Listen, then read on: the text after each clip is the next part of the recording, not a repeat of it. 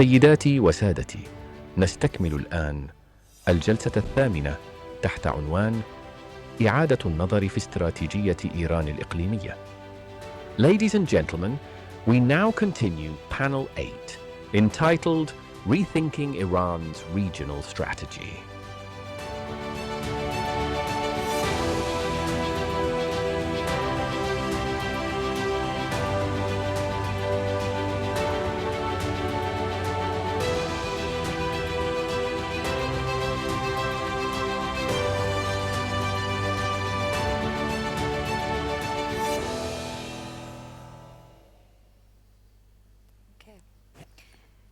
Welcome back, everybody. Thank you so much for joining us for a second panel to follow the distinguished discussion on Iran.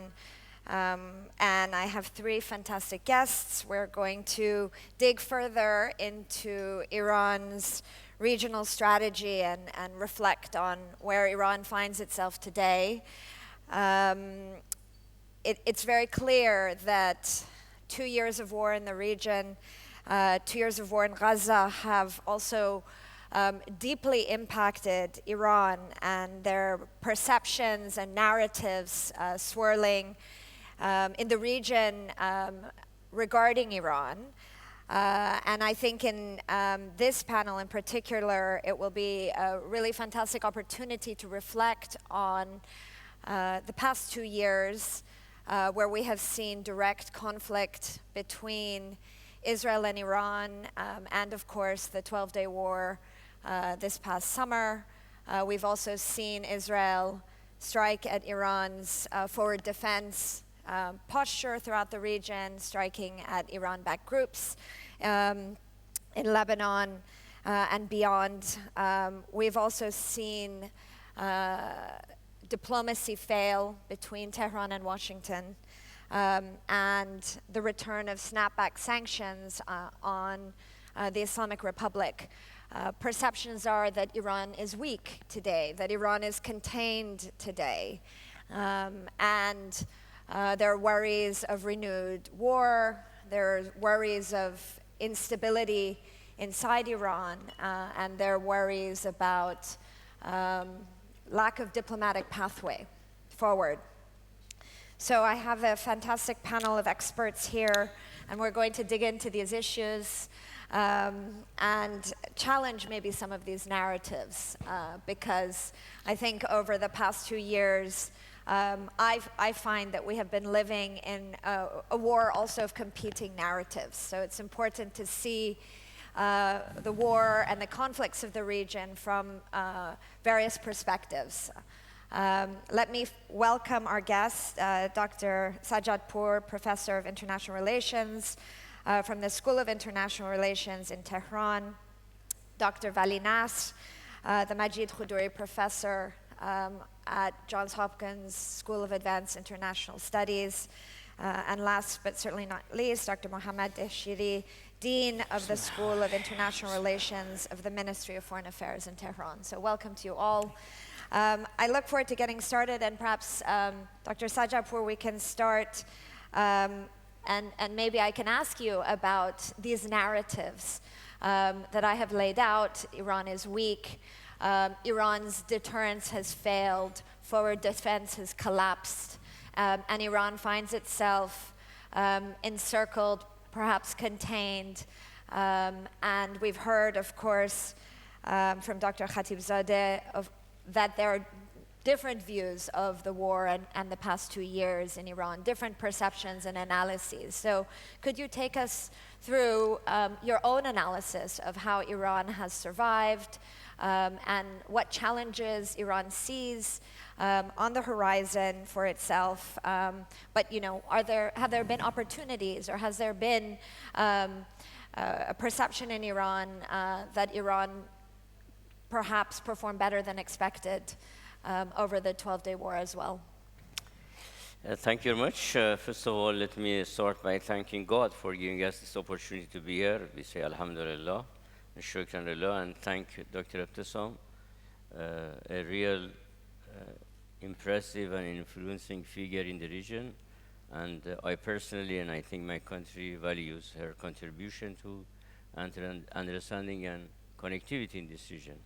Now, with regard to your very interesting introduction and question, as usual, I have a type of ABC.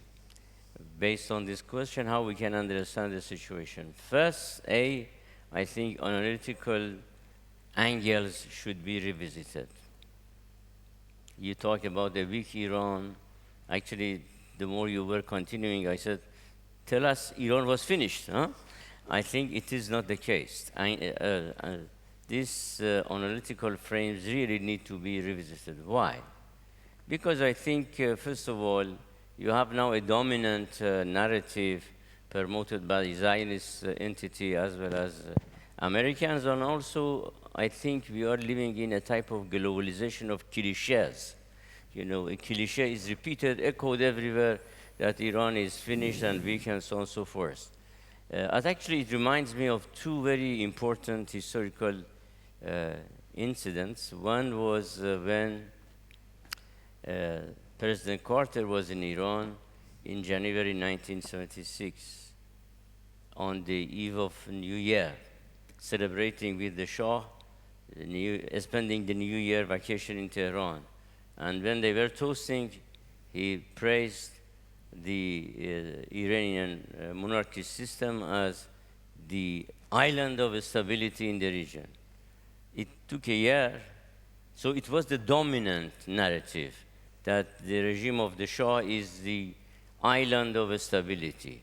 But the alternative happened in a year or so, and the total collapse of that system. So it gives us a sense of exceptionalism and cynicism of the dominant. The second was Iraqi invasion of Iran. Exactly, it was based on the cliché that we hear today, that Iran is weak, so let's take advantage of this weakness and occupy Iran. And of course, you know, it was 8 years of Iranian resistance to occupation and aggression. So let's double think of these dominant narratives, and I think we have to look at alternative. Alternative is that Iran is there, and Iran has defended itself and is capable of defending itself, and is proud, as Dr. Khatibzadeh was saying, of what it has achieved and what is achieving. Now I go to my B, which is specifically going to the 12 days war. Balancing back or bouncing back. It was not an easy war, I have to say. It was not Israel versus Iran. It was the West at its totality, as Chancellor of Germany said, Israel is doing the dirty work for us. But operationally, it was US, Israel together. So it was asymmetrical warfare, comparing superpower plus a regional, let's say, proxy of the United States, and then they both attacked the Iranian while we were negotiating. So they attacked, first of all, the institution of diplomacy. But it was asymmetrical. But look, what Iran did, within few hours, could bounce back. Few hours. All the military leaders who were assassinated were replaced, and we started targeting Israeli targets, I think within few hours, and then, as it was mentioned, after 3 days, this was this message, and then at the end, it was the unconditional ceasefire suggestion. There is a phrase that Netanyahu has repeated several times, that this war should be taught in military academies. How we did it. Of course, it was a very expensive war. I think it was a strategic failure. I will explain very quickly.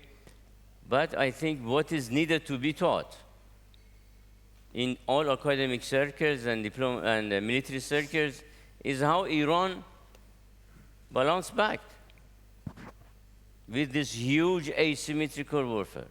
So it military could defend itself, to the level that on the 12th days of the war, out of 11 missiles that we targeted or sent, 11 of them were operationally active and targeting the very certain targets that they were supposed to do so.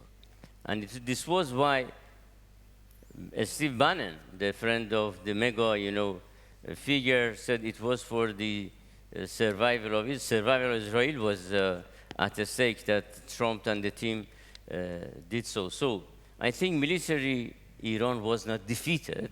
Iran defended itself. Furthermore, two very important phenomena needs to be discussed. First, what I call, in a positive term, a patriotic and nationalistic revival of Iran. This is very important. And second, a state as an institution became stronger. What was the goal of Israelis and Americans together? It was not just targeting the nuclear facilities. You know where they attacked more? It was military, it was police installations and stations. Why? Because they had a very wrong assumption, weak Iran, that now Iran people are dissatisfied. If we bomb, they bomb even prisons, we free, the prisoner, and then they had even planned for a tea demonstration inside of Iranian embassies outside. Then Iranian people will revolt, and actually Netanyahu sold this strategic pseudo commodity to President Trump, that you will be the leader of Iranian liberation. And why they attacked police? Because they wanted to stop any, let's say, anti-riot capacity of Iran. On the contrary, Iran stood up. Iran stood up and is standing up again. And I think this sense of attaching to the land, defending the culture, is significantly a strength, and that is very important. The same with the concept of a state. So I think Iran has balancing back, and furthermore, as Dr. Khatibzadeh said, we didn't declare emergency situation. All borders were open, and the normal life was going on. Of course, we were cautious of this illegitimate attack on our facilities, but I think this is balancing back. So it negates the weak Iran. It was what Iran defended itself strongly. Furthermore, we were not confused. We were not, let's say, in a way nervous, in a way that we cannot control, so we were in charge, and I think this is a very important fact. Now let me go to my C. Contextual changes. The context has changed. I touched upon national, but I don't want to get in more, but I would say you read about Iran on different, let's say, media. You see the deficiencies pronounced by even some officials. They forget that this country is very strong in its nationhood, in defense of the country. Furthermore, Iran is a debating society. We debate everything, and we debate our weaknesses.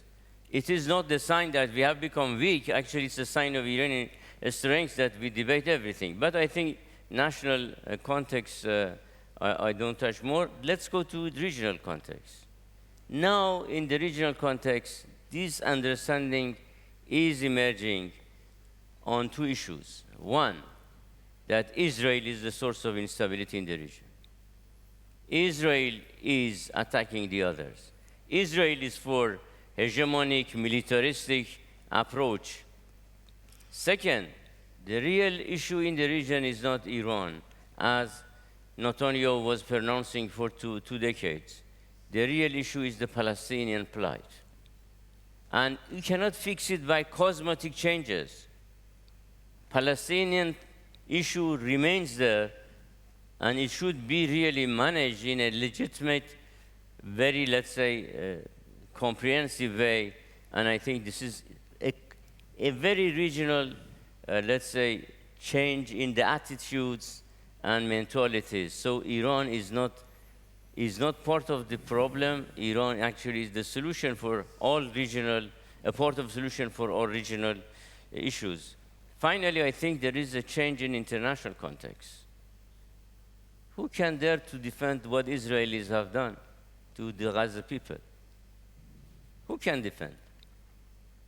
And I think it is a very structural change, even within the societies of the West. So to put it tersely, analytical angles need to be revisited. Bouncing back of Iran needs to be studied, and the context is very different. And let's build on this context of more cooperative interaction on the regional level. Thank you. Thank you, Dr. Sajjadpour. We'll certainly come back to you on the regional context. I want to turn to Dr. Nasr.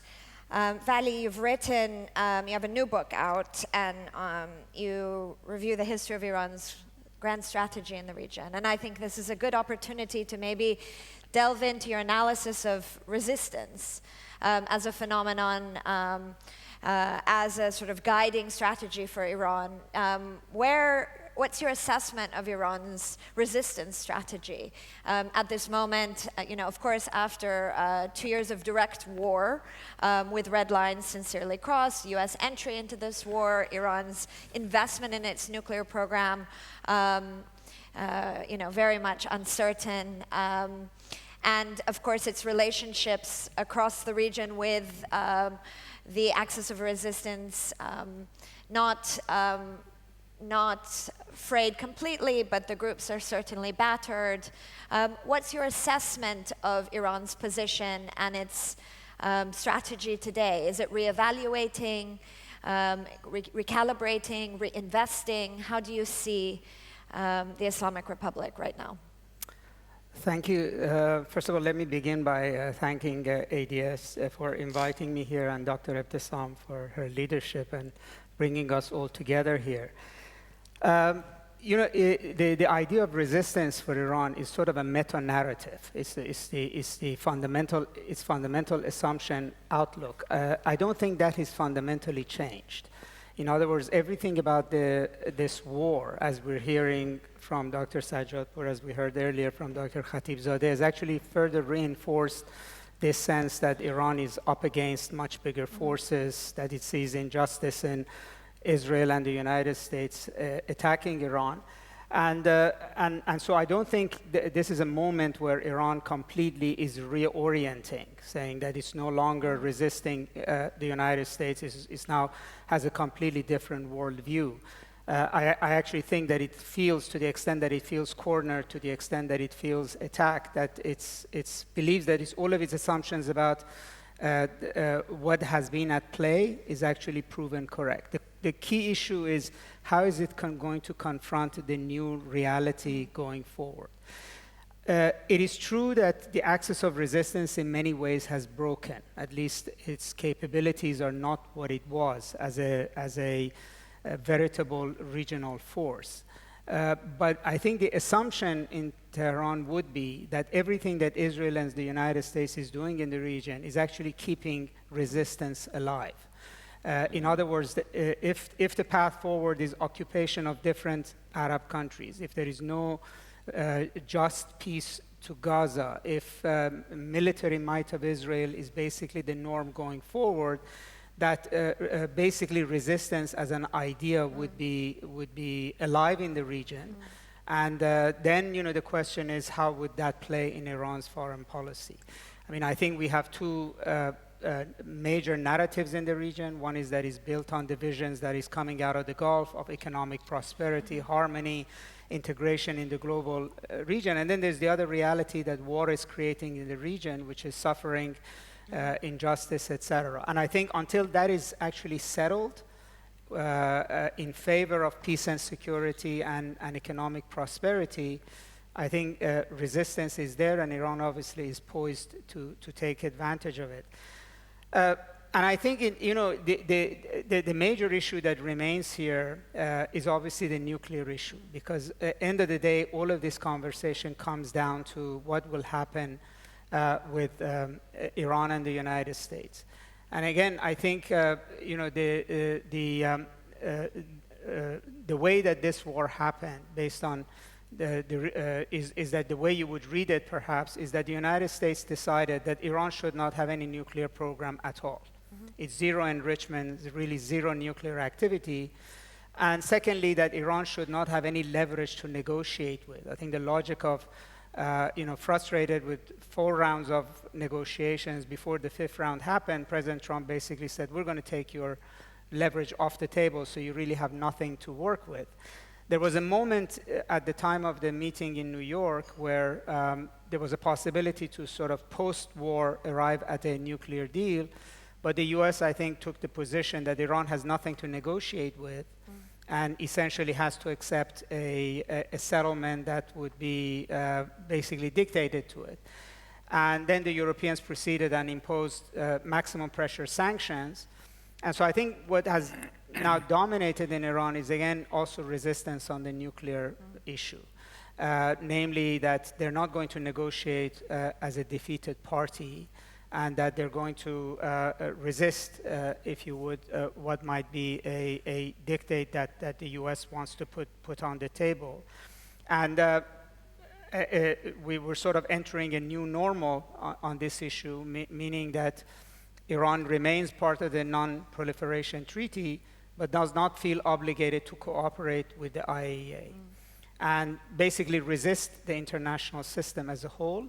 And the pressure now would be essentially on the United States to sort of break this taboo. So, in a way, we could say it's the dictum that the more things change, the more things stay the same. A lot has changed in the region, in the balance of things there are, but the region is not really moving forward past the issues of resistance, occupation, etc. And in a sense of a long game for Iran, until and unless these wars in the Middle East, as Paul Salem said in the previous panel, are actually settled, unless there is a way forward, I think that narrative of resistance is very much there. And I think Iran, despite everything that he said, feels itself cornered, fits itself under pressure from superpowers in the region, and that sort of increases the sense that it is resisting. And for me, the key question is, what is the strategy of dealing in the new Middle East? How do you resist in the current environment without having the reach that it had in the Levant, with the things that are changing in and around it? How do you resist while at the same time building relations with the Arab world, which is trying to do? And I think that sort of is the big debate within Iran. Thank you, Vali. I think we can certainly come back to that and also maybe explore domestic dynamics in Iran and the debates around Iran's nuclear program and the way forward, because certainly what has become clear is that there is much more of a debate or varieties of discussions taking place throughout Iran's political system about the way forward, assessing scenarios domestically and across the region. So I'll come back to you on that. I want to turn to Dr. Deshiri and ask you to maybe reflect, maybe pick up on where Vali left off on the regional context, because certainly the context has changed, not just because of the wars of the past 2 years and the spread of conflict around the region, but also because Iran has normalized its relations with many of its neighbors. And how important is that normalization process for Iran? Where is Iran investing the most? Is it in forging stronger ties with the Gulf states? Today, Iraqis will go to the polls for their elections. There are, of course, massive shifts in Syria that we have seen as well. So maybe you can share your view of how you're seeing the regional landscape and how these regional relationships can help or hinder Iran's normalization processes alongside this concept of resistance, because the general claim has always been that, traditional old Kissingerian sort of trope that Iran has to decide if it's a cause or a country. And normalization would suggest that the Islamic Republic is finally aligning perhaps its foreign and economic policy and prioritizing those relationships. But if resistance lives on in the Middle East, and if resistance is still part of the narrative for Tehran, is it really about reinvesting in the resistance axis simultaneously? How do you see that balance? Okay, thank you very much. I would like to begin by expressing my thanks and gratitude to Dr. Ibtisam Al-Khatbi and thanking the organizers of 12th ADSD. This is very prestigious and insightful debate. I would like to thank you, Sanam, for this question. First of all, I would like to say that in Iranian mentality, the strategic depth is inside. That means that whatever is saying that of course, resistance, Iran is supporting resistance, but whatever we are focusing on is on our own solidarity and unity, and therefore what is important is also self-reliance in capabilities, and that will give us the force. This is very important to know. Regarding Iran's neighborhood policy that is presented by Dr. Pezeshkian, our president, we think that we should have the cooperation with all our neighbors, including the GCC countries, based on connectivity and geoeconomics. Of course, we think that those who would like to have inclusive, exclusive approach, they are wrong. That means that in all issues, there should be inclusiveness. That means, for example, in the issue of corridors, they should include also Iran. In the issue of a security system, which should be indigenous, also it should be inclusive. That means Iran with Iraq and GCC countries can have a regional security arrangement in this region. Therefore, we think that we are ready to do whatever is based on confidence building measures for cooperating with the countries of the region. And as Dr. Sajjadpour said, our cooperation is based on the fact that Iran is a problem solver and security provider in the region. Therefore, we can have some sort of indigenous collective security system in the region, and that can also help us to recalibrate the regional geometry of our region, and therefore what is important is to know that the source of instability is Israel, and Israel is the most abnormal actor in the region, and also to know that Israel is the proxy of United States, as Trump confessed in this regard. Therefore, we think that the contextual factors has changed, and that needs some sort of expanding diplomatic options, economic partnership, and opening channels for coexistence. Therefore, having said that, I think that Iran is for all innovative plans in the region that can bring cooperation and connectivity.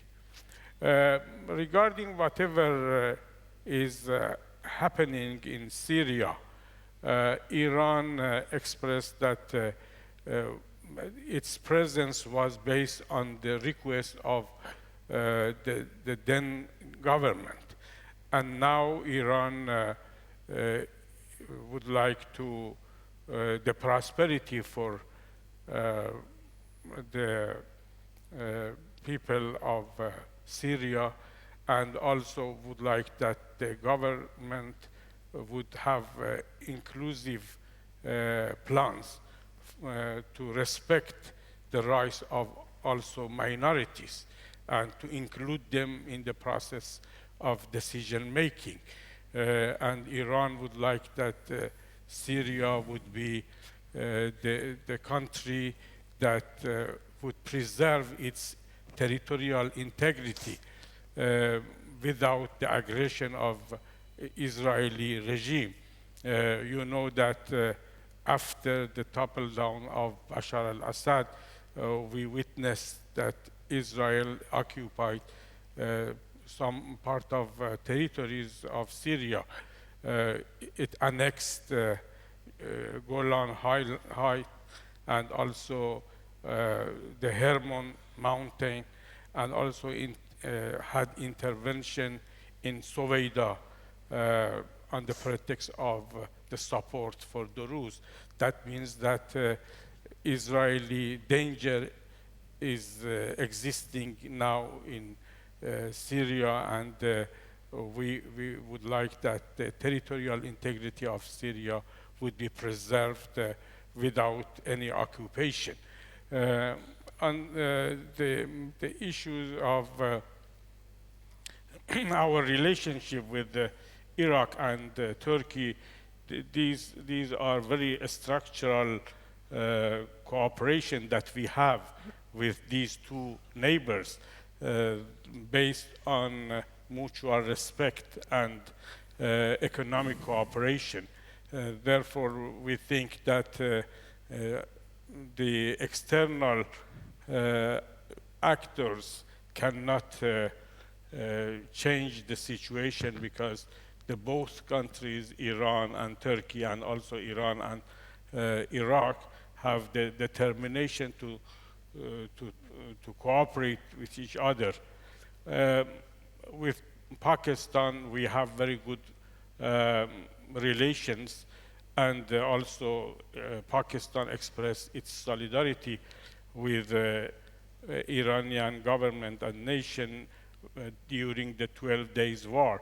And also I would like to say that during the 12 days war, all the GCC countries also expressed their sympathy towards Iran, and the telephones of the heads of states of Saudi Arabia and even UAE and Qatar with Iranian president during the 12-day war was that they expressed their sympathy towards Iran, and they condemned the Israeli aggression.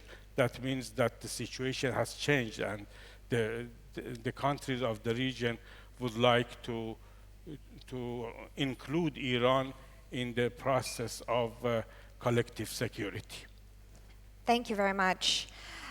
Thinking a bit broader, Dr. Sajapur, we've seen in the month of September a very sort of flurried effort by Iran to stop or slow down the effort at imposing sanctions through the snapback process at the UN.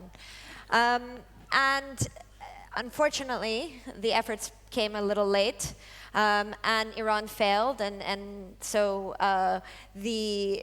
perhaps positivity is the JCPOA is over, and there's maybe a new mechanism that can be built for negotiations with Iran, but relations between Iran and the E3 countries are at an all-time low today. And I wanted to ask you not necessarily about those relations, but actually about Iranian-Russian relations, which have been debated in Iran over the past weeks and months, and ask you to reflect, and I know you're speaking in a personal capacity, as to whether you think Iran's support of Russia's war in Ukraine has paid off for Iran. If I'm allowed, I want to go back to your reference to Kissinger's cause and estate, because it's very interesting in a way to discuss it. I think what's wrong with Kissinger is a type of either or, that you should be either a state or a cause. The second point is all countries have cause, including the United States. No country you can find without a cause. So it is how you manage that cause within the frame of a state. I think this is one of the, let's say, the reductionist mentalities which has shaped even some of the thinking on Iran. But I think, like any other state, almost with no exception, Iran has a cause, but Iran is a state. Now, on your question on, first of all, on a snapback, I think a snapback was a failure of United Nations Security Council, as they say. Why?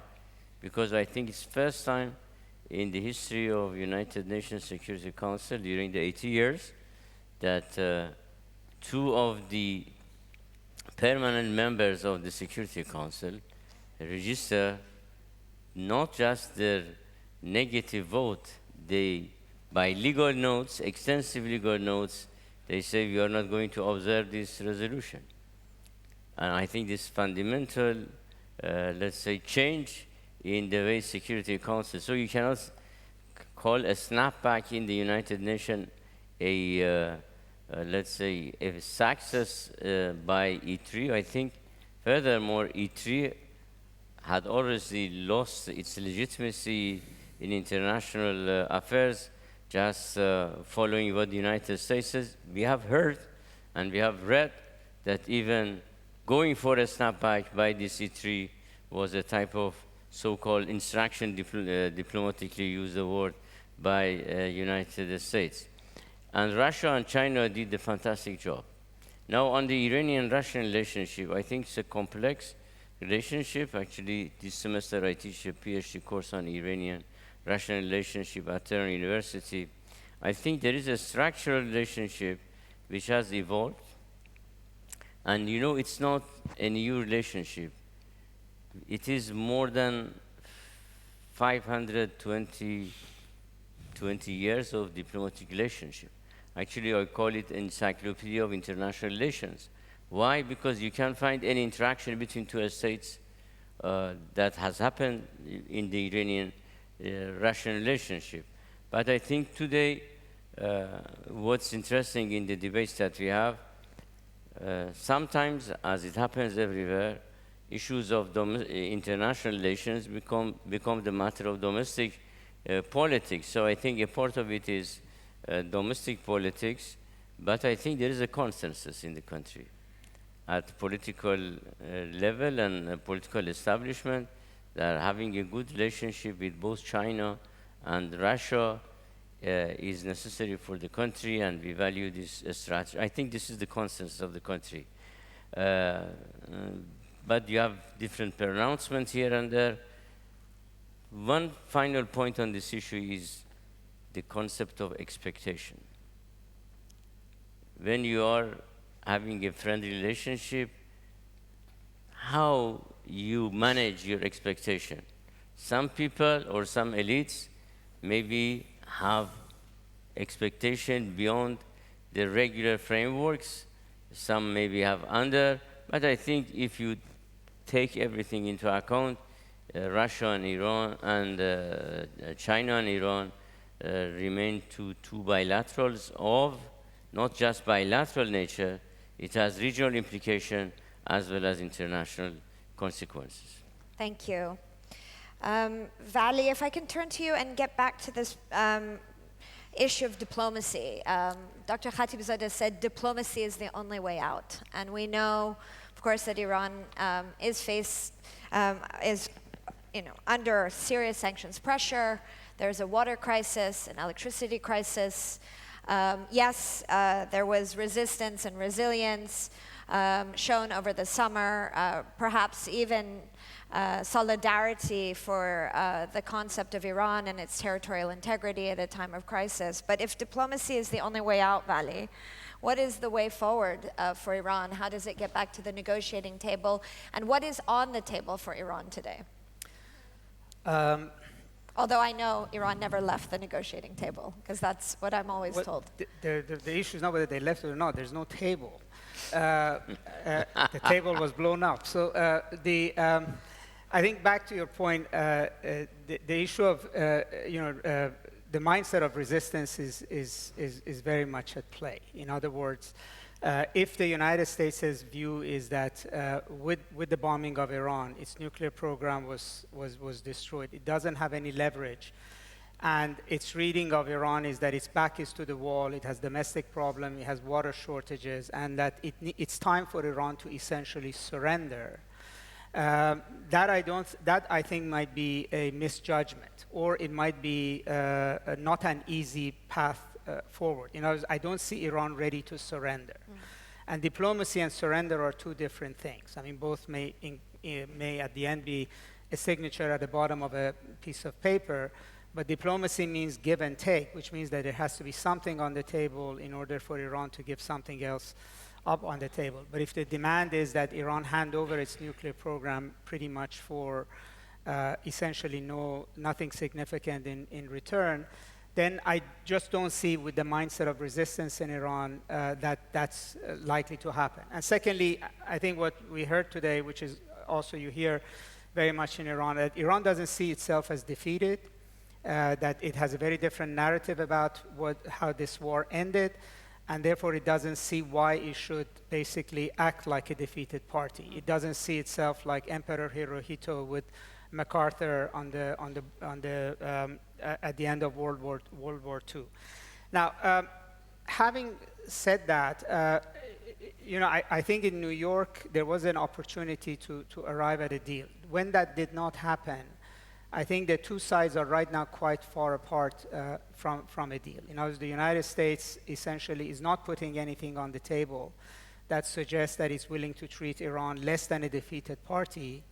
And Iran is not willing to come to the table unless the US actually is willing to engage in negotiations seriously. So I think we're in a period of waiting. I think perhaps Tehran's assumption is that the longer you wait, the more pressure will be on the United States, that either it should go back to war and risk whatever war might mean for the region, or it has to change its posture towards negotiations. Because as I mentioned, Iran has now arrived at what it sees as a viable normal, which is we are in NPT, we didn't leave it, but we're not going to cooperate with IAEA at all. And IAEA basically cannot verify what's happened to Iran's highly enriched uranium, how much of the program has survived, what might be rebuilt, what has already been saved, without being on the ground in Iran. And so the longer the time goes, the more this ambiguity will actually force the West to basically want to break the current impasse. So the pressure is not on Iran right now. The pressure, I think, down the road will be on the US to either find a way to get back to the table, reconstruct the table, or to go back to war. There's no alternative there. But having said that, I think there are also some things that are changing in Iran very rapidly. I mean, in a way, the war has put to question, I think, Iran's whole nuclear doctrine.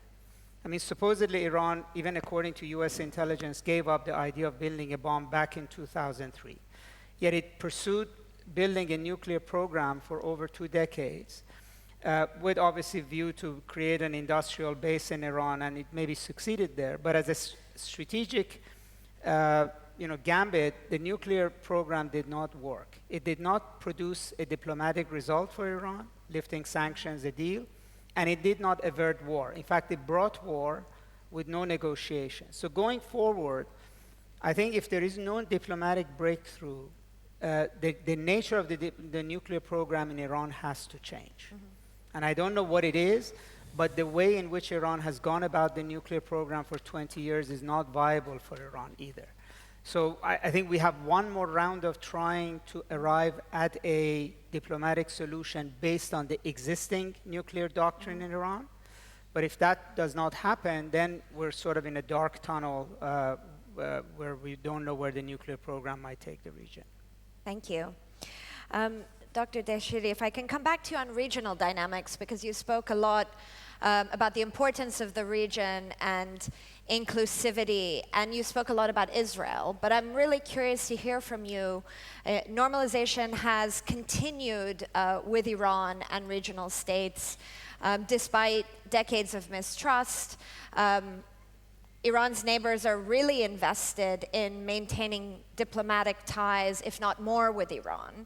I want to ask you directly, if you can answer, what more can Iran do as a partner to the region, as a neighbor in the region, in order to build better trust and confidence? Arab states have long complained of Iran's behavior, support of militias and proxy groups around the region, for example. And if we can imagine that diplomacy is the only way forward, there is, hope that the landscape in the region, if conflicts can be settled, can lead to less Iranian influence also. What assurances can Iran grant, or what confidence-building measures can Iran provide in order to fortify and strengthen ties in the region, but let's say particularly with the Gulf states? I think that whatever has been passed is that does not come from Iran. This, the exclusive approach was from some regional actors. You can witness that GCC was based on containing Iran.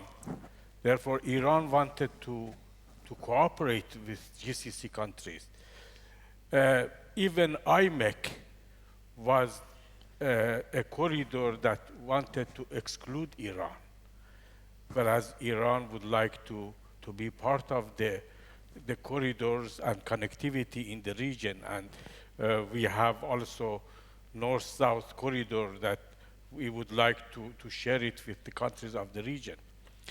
Iran is inevitable actor for cooperation of GCC countries with the countries of Central Asia and Transcaucasia. That means that Iran had and has very good relationship with the Central Asian countries, and even with Afghanistan, even though we have some reserves on what is happening in Afghanistan, but we are for inclusive government in Afghanistan. Therefore, I think that Iran demonstrated its willingness to cooperate with all the countries of the region. Iran now is ready to offer the diplomacy a new chance for cooperation. Therefore, for example, for security arrangement in the region, Iran is ready to do that. For connectivity, Iran is ready to offer the south-north corridor for all the countries of the region. Therefore, Iran now has a lot of potentialities that can offer the countries of region if they would have the perception of cooperation and not the perception of exclusive, inclusive approach. Thank you very much. We're going to turn to the floor. I have a few people in the queue for questions, and then we'll come back to the panel for their responses. I have Mr. Samir Al-Taki. Yes, it's me. Thank you very much for this great opportunity. Watching the 12 days war against Iran made me come into a conclusion that in a way or another, Iran should revise its tactics and strategy regarding its proxies. It had been a failure, and it had been poisoning the relations with the neighborhood, especially with the Gulf states. Are we hoping that maybe Iran will change its attitude vis-à-vis its proxies, or it is still gambling on their role, which is against the nation state building and against even the interest of Iran? Thank you very much. Thank you very much. I'm going to take all of the questions and then return to the panel to reflect. Abdullah Al-Junaid. Abdullah. Yeah, over here. Okay. You know, my question to Dr. Sajidpour and then to Dahshiri later on. Iran, as Dr. Sajidpour put it, is part of the problem. It's not part of the problem, but part of all the solutions. I mean, would he be kind enough as to provide just one example? And let's kickstart that with Iran policies within Iraq since 2003 until today. Have you or Iran managed to produce an example that need to be, or for the region to follow from your judgment? And Dr. Dahshiri, you said inclusiveness versus otherwise, okay? When you talk about economic or, security, exactly what are those venues where we should join? Let us step aside from proxies and otherwise. Again, Iraq, Syria, Yemen. When would Iran seriously look and address those issues from regional perspective rather than, weaponizing everything from history to otherwise? National geography here within the region, it's not accidental. And you will have to, just like the speaker, the Undersecretary for Foreign Affairs, when he referred to a history that is 5,000 years old. Okay, let's pass forward. This is 2025.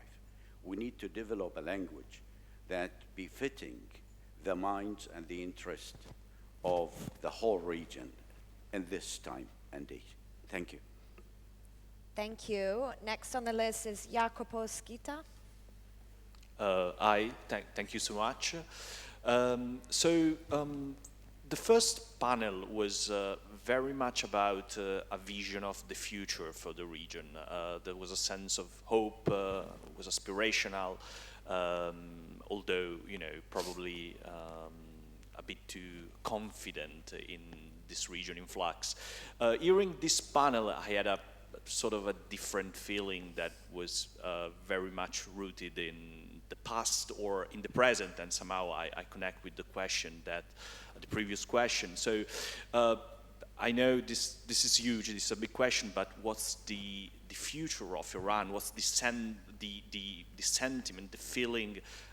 There's a feeling of hope for the future of Iran, or we will keep talking and thinking about the past, about a very complex present. Thank you. Thank you very much. And last on the list is Abdelmonem Said. Yeah, thank you. I think that human beings do not choose their parents, and also states does not choose their neighbors. And unless we realize that people in the Middle East are there. And as all regions, there is a big and there is a small, and there is a revolutionary and resisting, and that is accepting the status quo and try to live with it. Everyone will try to maximize their interests. However, what I heard in the previous session and this one, that is a testimony that war is coming. I mean, Iran did not accept not only being a state and living and old civilization and so forth. However, but as a revolutionary power, anti-status quo power, as a resistance power, and it has been hit and insulted. And its time will be for a response.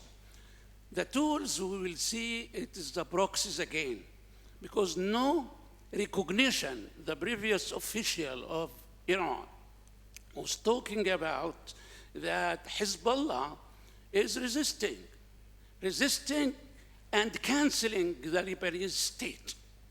Resistance does not go out of states like in Lebanon or Yemen or even among the Palestinians. That is against the idea of statehood.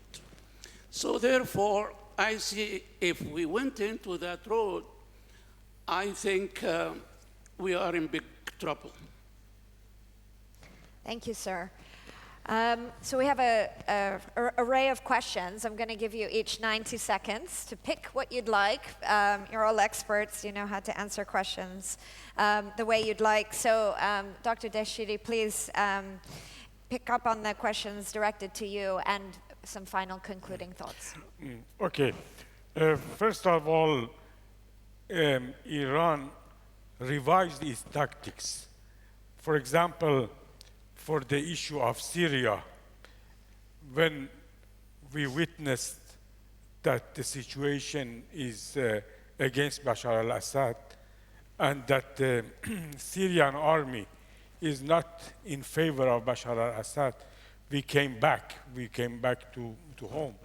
That means that Iran is a realistic actor, and based on the situation will change its attitude.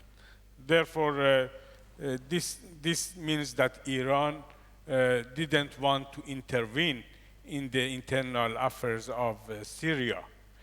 Regarding the whatever you are calling proxy, and I say that these are not the proxies of Iran, they are indigenous resistant groups. Hamas is a resistant group that came out of the election inside Gaza. Hezbollah has some deputies inside the parliament. That means Hezbollah is part of the government, not a proxy of Iran or some actor outside the government. And even after whatever has happened inside the government of Lebanon, now the army of Lebanon is requesting Hezbollah to cooperate with them against the atrocities of Israel. Regarding Yemen, also, you know that this is established government, not a group or fiction or friction in Yemen. This is Ansarullah are governing the government, although there is some challenges to them. Therefore, to say that these are not the proxies of Iran, they are the independent actors in the region, and therefore we should also change our views on them. Regarding the idea of a statehood, therefore we are for this idea of also, we think that those who are resisting are inside the state, not outside the state. Of course, there is the hope for the future Iran cooperates with all countries of the region for inclusive arrangements. Therefore, also Iran is adopting the politics of diversification. That means that we have the equilibrium policy. We not only have cooperation with Russia and China in the framework of BRICS Plus and also STO, but also we are looking forward to cooperate with European countries. Therefore, I've been in France 2 weeks ago, and there were a lot of ideas about the cooperation between Iran and Europe. Therefore, that means that Iran has not one-sided policy. Iran would like to have some sort of equilibrium in this regard. Thank you very much. Dr. Vali. So at least a few of the questions really revolve around the issue of the proxies. And I fully appreciate the issues that are raised about this and the challenge that the Arab world faces with non-state actors being deployed in Arab territory backed by Iran. But at some level, and first of all, I want to say there's always been intense debate about this issue within Iran. There's not a monolithic view, but the issue of the proxies and their use in the Arab world was not about challenging the states, although that's the de facto outcome, but was really about whether or not Iran could build deterrence against the United States and Israel. Now, you might say they shouldn't be fighting America and Israel. That's a whole different issue. But the reality is that once they war, it became the presence of Hezbollah or militias in Iraq became a very useful way of managing deterrence against whether or not Iran would be attacked by the United States or Israel. For instance, it's now Israelis are very openly saying that it's the collapse of Hezbollah that actually allowed them to attack Iran directly, which by implication means that the value of Hezbollah to Iran was not that it was challenging the Lebanese state, but the value was that it was preventing Israel from attacking Iran. Why didn't Israel attack Iran 2 years ago, 3 years ago, 5 years ago? It did it only after it was able to carry out the decapitation of Hezbollah. Now, this in a way is a problem that is solving itself in a way, in the sense that to the extent that the proxies were valuable to Iran to contain Israel, they're no longer able to do that. So whatever is left of Hezbollah is no longer a deterrence against attack on Iran. Syria is no longer a deterrence against attack on Iran.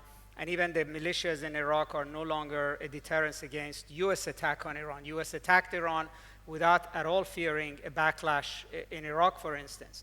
So I think the direction that Iran's going to go forward is not going to be relying on the proxies. And on the other hand, the collaboration and cooperation and normalization with Arab states is a new impetus in Iran's foreign policy. And so we're in a period of change. Change does not come overnight. But the facts on the ground that for decades made proxies so valuable to Iran are no longer there. So in my opinion, they're no longer of the strategic value they were. That doesn't mean that Iran is going to just wash their hands off of them overnight. But I don't think it's pragmatic for Iran to invest in proxies that no longer provide any kind of protection for Iran. And on the other hand, the Arab world, I think, has the advantage to encourage this trend on Iran, because the relationship with the Arab world does have strategic value going forward for Iran. Thank you very much, Vali. And Dr. Sajjarpour, over to you very briefly, and maybe you can comment about the future. If you allow me, I have my ABC again, but vice very versa. Brief, very brief ABC. C is concepts. We have problems with concepts. Proxy. Proxy was a Cold War concept. You know, you phone your proxy and then it acts. I think it is wrong to use it for what happens in the Middle East. And till the time that you don't understand the interactions, I think concepts are not clear, and then you are really imprisoned by your conceptual framework. So I think proxy by itself has fundamental theoretical flaws. My B is answering to my colleague on Iran and the region. That is bridge. Iran is not just dealing with the Arab world. We are the bridge between at least 5 regions. We are bordering Central Asia, but we are not Central Asian. We are Caucasian, bordering Caucasia, but we are not a Caucasian states. We are bordering Eastern Mediterranean, but we are not a Mediterranean state. We are bordering Arab world, and we are not Arab. We are bordering subcontinent, and we are not subcontinent state. So the concept of Iran and the region is a much broader, and on the specific issue of Iraq, of course, during the last 20 years, Iran has always been supporting the political structure in Iraq based on its constitution, and Iran is very constitutionalist regarding the Iraqi issue. Now my A and final, I think I was in your time frame, is aspiration. Our aspiration for the future is very normal aspiration. As the other neighbors in this region, we want a region to be rich, to be as we say, a strong region, to be not dependent for its, let's say, security on the others, and to be friendly with each other. And I think Iran has always been for a future that relates to not just the distant past, but also realities of today. This is why we work very hard for a better future through diplomatic interaction, economic interaction, and also think tanking interaction. Let me end that I think for any future aspiration to be fulfilled, first we need ideas. And ideas comes from this type of interaction, and I appreciate this meeting, this panel, and your chairwomanship. Thank you. Thank you very much. This was a rich discussion. We've certainly heard that debates on the past, certainly debates are being had on the present, and Iran is in a very clear period of transition regionally and internationally, but certainly also domestically. So thank you to the panelists for unpacking these complex dynamics, and thank you to Dr. Ebtesam for bringing us together and giving us this opportunity. عالی. خیلی ممنون.